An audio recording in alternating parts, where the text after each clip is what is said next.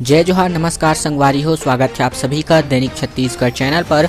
मैं हूं आपके साथ अभिजीत कुमार और आपके लिए लेकर हाजिर हो चुका हूं छत्तीसगढ़ प्रदेश के प्रादेशिक समाचार। चलिए दोस्तों, आज की सबसे पहली बड़ी खबर से शुरुआत करें, जहां पर अब जो है छत्तीसगढ़ में मोबाइल मेडिकल यूनिट जो है गाँवों तक पहुँचने वाली है। मुख्यमंत्री भूपेश बघेल ने कलेक्टर को रूट बनाने के आवश्यक दिशा निर्देश जारी किए हैं। जी दोस्तों, आपको बताते चले कि मुख्यमंत्री ने कहा है कि आने वाले दिनों में स्वास्थ्य सुविधाएं को बढ़ाने के लिए ग्रामीण क्षेत्रों से जो मांग है वो लगातार की जा रही है, तो इनका परीक्षण करके इसके लिए स्थापना की जाएगी और कार्यवाही की जाएगी। इसमें कुछ समय लग सकता है, तब तक के लिए मोबाइल मेडिकल यूनिट जो है इसके रूट के अनुसार ग्रामीण क्षेत्रों में जो मोबाइल मेडिकल यूनिट है चलने वाली है। इसमें डॉक्टर एवं अन्य स्टाफ रहने वाले हैं। साथ ही विभिन्न प्रकार के टेस्ट ही मौके पर हो सकेंगे और जैसे ही टेस्ट होगा वहां पर तुरंत इसका परिणाम दे दिया जाएगा। इसके अलावा वहां पर आपको जो है दवाई और जो भी सुविधाएं हैं, आवश्यक सुविधाएं हॉस्पिटल में रहती है, तो ये जो है एक प्रकार का मिनी हॉस्पिटल आप मान सकते हैं, चलता फिरता मोबाइल मेडिकल यूनिट, जिसपे आपको जो है किसी भी प्रकार की बीमारी संबंधी जो भी दवाई है वो आपको यहाँ पर देखने को मिल सकती है। तो ये स्वास्थ्य सुविधाएं में एक क्रांतिकारी परिवर्तन के रूप में सामने आ सकता है। दोस्तों, अगली बड़ी खबर आई है, जहाँ पर मरवाही उपचुनाव का परिणाम आज के दिन आना है। ऐसे में आपको हम लाइव प्रसारण भी दिखाने वाले हैं उपचुनाव के वोटिंग काउंटिंग का, तो आप जो है चैनल को सब्सक्राइब करके रख लीजिएगा। ऐसे में आपको बताया चले कि मरवाही चुनाव के परिणाम से भाजपा को न नफा होने वाला है और न ही इसका नुकसान होने वाला है। कांग्रेस के सेक्टर प्रभारियों की धड़कनें आखिरकार तेज बताई जा रही हैं। ऐसे में मरवाही विधानसभा क्षेत्र उपचुनाव का परिणाम आज आने वाला है। दावेदारों की धड़कनें तेज होने लगी है। इसके अलावा उन नेताओं की धुकधुकी बढ़ गई है जिनको अलग से अलग सेक्टरों की जिम्मेदारी दी गई थी। जानकारियों के अनुसार इस चुनाव के परिणाम से भाजपा को कोई नुकसान नहीं है, लेकिन कांग्रेस के उन नेताओं को भारी नुकसान उठाना पड़ सकता है जिनको अलग अलग सेक्टर में चुनाव की जिम्मेदारी दी गई थी, क्योंकि मरवाही चुनाव के बाद निगम मंडल आयोग में भी नियुक्ति की दूसरी सूची जारी होगी और कांग्रेस के दिग्गज नेताओं की माने तो सेक्टर में मिले परिणाम के हिसाब से इनको निगम का जो इनाम है, निगम स्वरूप इनाम मिलने वाला है। तो ये जो है भाजपा के लिए तो कोई नुकसान वाली बात निकलकर सामने नहीं आ रही है। दोस्तों, इसी के साथ आज की अगली बड़ी खबर आई है, जहाँ पर दीपावली में सिर्फ 2 घंटे ही आप लोग जो है पटाखे फोड़ सकते हैं। राज्य शासन ने बाकायदा इसके लिए आगामी त्योहार में पटाखे फोड़ने का समय सारणी जारी किया है। आपको बताया चले कि छत्तीसगढ़ शासन ने विभिन्न त्योहारों पर पटाखे फोड़े जाने का समय निर्धारित कर दिया है, जिसके अनुसार दीपावली में रात 8 से लेकर के 10 बजे तक ही पटाखे फोड़े जा सकेंगे। वहीं छठ पूजा में शाम 6 से लेकर के 8 बजे तक, गुरु पर्व में 8 से लेकर के 10 बजे तक पटाखे फोड़ने का समय निर्धारित किया गया है। इसके अलावा नए वर्ष और क्रिसमस डे में भी रात को लगभग 11:55 बजे से लगभग 12:30 बजे तक पटाखे फोड़ने की अनुमति दी गई है। ऑनलाइन पटाखों की बिक्री पर भी प्रतिबंध लगा दिया गया है और वायु प्रदूषण बढ़ने से महामारी मरीजों की संख्या में बढ़ने की संभावना जताई जा रही है, जिसके कारण छत्तीसगढ़ शासन ने यह आदेश बाकायदा लिखित स्वरूप जारी किया है। तो ये तो हो गई पटाखे फोड़ने संबंधी नियम कानून। दोस्तों, अगली बड़ी खबर आई है, इससे पहले अगर आपने इस चैनल को अभी तक से सब्सक्राइब नहीं किया है तो इस चैनल को तुरंत से सब्सक्राइब कर लीजिएगा। घंटी को दबाकर ऑल नोटिफिकेशन को भी जरूर से ऑन कर लीजिएगा, ताकि छत्तीसगढ़ की सभी खबरें आपको सबसे पहले आपको इसी चैनल पर मिलती रहे। दोस्तों, अगली बड़ी खबर आई है, जहां पर दिवाली के बाद जो है अंतर्राज्यीय बस टर्मिनल की शुरुआत होने जा रही है। यात्रियों के लिए प्रीपेड ऑटो बूथ की तरह यहां पर सुविधाएं रहने वाली है। तो ये एक बहुत अच्छी खबर निकलकर सामने आ रही है, जहां पर दीपावली के बाद भाटागांव के नवनिर्मित अंतर्राज्यीय बस टर्मिनल को शुरू करने की तैयारी जो है शुरू हो चुकी है। यानी कि आप जो है अगर यहाँ पर जाते हैं तो आपको देश के किसी भी राज्य में जाने के लिए बसें मिल सकती हैं। इसके अलावा राजधानी के पंडरी बस स्टैंड में जल्द ही यात्रियों को बसों की एंट्री नहीं मिल पाएगी, यानी कि यात्री बसों को एंट्री नहीं मिल पाएगी। प्रशासन ने दिवाली के बाद भाटागांव के नवनिर्मित अंतर्राज्यीय बस टर्मिनल को शुरू करने की तैयारी कर चुकी है। टर्मिनल के उद्घाटन होने के बाद बसों का परिचालन शुरू हो जाएगा। इसके बाद से शहर को नो बस जोन जो है घोषित किया जाएगा, यानी कि अब शहर में के अंदर जो है बसों को घुसने की इजाज़त नहीं दी जाएगी। इसके अलावा इसके बाद से शहर को जो है नो बस जोन तो घोषित किया जाएगा ही जाएगा। साथ ही साथ सिर्फ शहर में सिटी बसें को प्रवेश जो है दी जाएंगी। इससे सड़कों पर ट्रैफिक दबाव कम होने से कुछ राहत मिलने वाली है। तो वहीं भाटागांव के टर्मिनल से प्रदेश के भीतर व दूसरे राज्यों से आने वाले बसों को भी वहीं से सीधे संचालित करने की अनुमति रहने वाली है। तो ये अच्छी खबर निकलकर सामने आई है।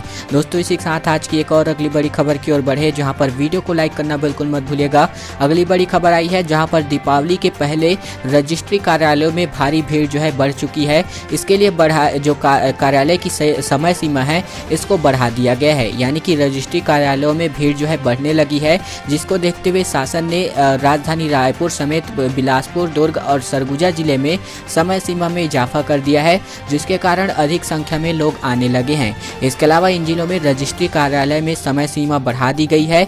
यहाँ रजिस्ट्री के लिए प्रमुख दस्तावेजों की संख्या में वृद्धि के कारण कार्यालय का जो समय है बढ़ा दिया गया है, और जैसे जैसे जो त्योहार है नज़दीक आती जा रही है तो रजिस्ट्री कार्यालयों में भी भीड़ जो है बढ़ती जा रही है।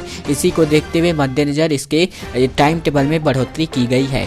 दोस्तों, इसी के साथ आज की एक और अगली बड़ी खबर आई है जहां पर उच्च शिक्षा को लेकर के खबर है। सिलेबस इस बार कम नहीं होने वाला है। ऐसे में ऑनलाइन कक्षाएं में जो छात्र नहीं जुड़ पाए हैं वे परीक्षा नहीं दे पाएंगे।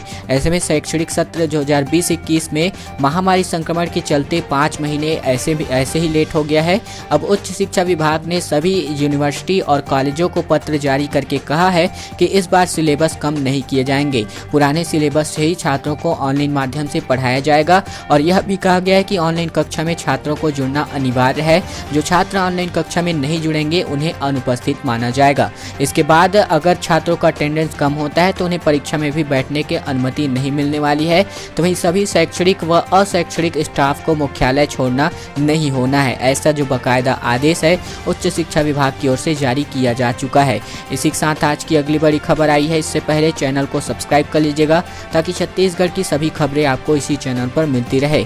अगली बड़ी खबर आई है महामारी के ताजा अपडेट आपको बताते चले, जहां पर बीते 24 घंटे में 44 दिन में आपको बताएं तो दोगुना जो मरीजों की संख्या है बताई जा रही है। ऐसे में प्रदेश में बीते 24 घंटे में 1375 नए महामारी संक्रमित मरीज मिले हैं, जबकि 13 लोगों की मौत भी बताई जा रही है। अब आपको बताते चले कि 1 से 1 लाख होने में महामारी मरीजों की संख्या में 193 दिन का वक्त लगा था, जबकि 2 लाख होने में जो आंकड़ा है इसको सिर्फ 44 दिन का समय लगा हुआ था। ऐसे में आपको बताया चले कि इस नए आंकड़े के साथ प्रदेश में टोटल मरीजों की संख्या पार होकर के 2 लाख पार होकर के 2,09,937 पर पहुंच गई है। तो वहीं 18 मार्च को महामारी का पहला केस मिला था, और आज के दिन की बात करें तो टोटल जो केसेस हैं इनकी संख्या बढ़ करके 2 लाख को पार कर चुकी है। तो ये तो हो गई महामारी के एक क्विक अपडेट के रूप में।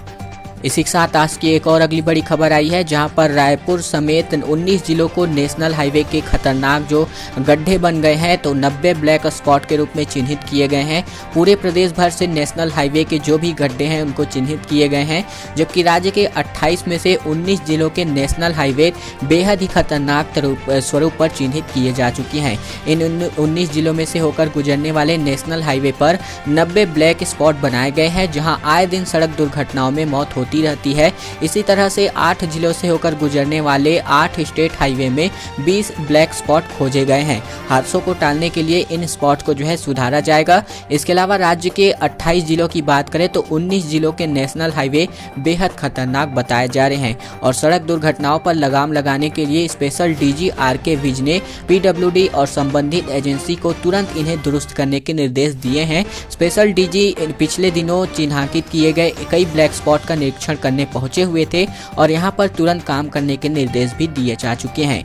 वहीं आज की एक और अगली बड़ी खबर आई है जहां पर एक बड़ी जो नक्सली वारदात है वो यहां पर नाकाम बताई जा रही है। बीजापुर में प्रेशर स्विच से कनेक्ट 4 किलो का IED जो बॉम्ब है वो मिला है। इसके अलावा सुकमा में 10-10 किलो के 2 IED और स्पाइक होल यहां पर मिले हैं। आपको बताया चले कि बीजापुर में गंगालूर क्षेत्र के बदेरे पारा के पास CRPF और कोबरा बटालियन ने ये जो IED है उसको बरामद किया है। जवानों को निशाना बनाने के लिए ये जो IED है इंस्टॉल किए गए थे। इसके अलावा एरिया डोमिनेशन और डी माइनिंग पर भी निकले हुए थे। छत्तीसगढ़ के बीजापुर और सुकमा में जवानों ने सोमवार को नक्सलियों की बड़ी वारदात के मंसूबों को नाकाम कर दिया है। बिलासपुर में बीजापुर में जवानों ने 4 किलो IED विस्फोटक बरामद किया है। इसे प्रेशर स्विच के साथ कनेक्ट किया गया था। तो वहीं सुकमा में भी 10-10 किलो के 2 IED विस्फोटक और 15 स्पाइक खोल बरामद किए गए हैं जिनमें जो है बम को लगाया जाता है। वहीं आज की अंतिम बड़ी खबर आई है जहां पर भाजपा का आरोप निकलकर सामने आ रहा है। राज्यसभा सांसद सरोज पांडे ने कहा कि प्रदेश सरकार ने नक्सलियों के सामने घुटने टेके हैं, इसके दुष्परिणाम आने वाले समय में सभी लोगों को भुगतने होंगे। ऐसे में भाजपा के 3 दिवसीय प्रशिक्षण कार्यक्रम में सरोज पांडे ने ये जो बातें हैं वो कही हुई हैं।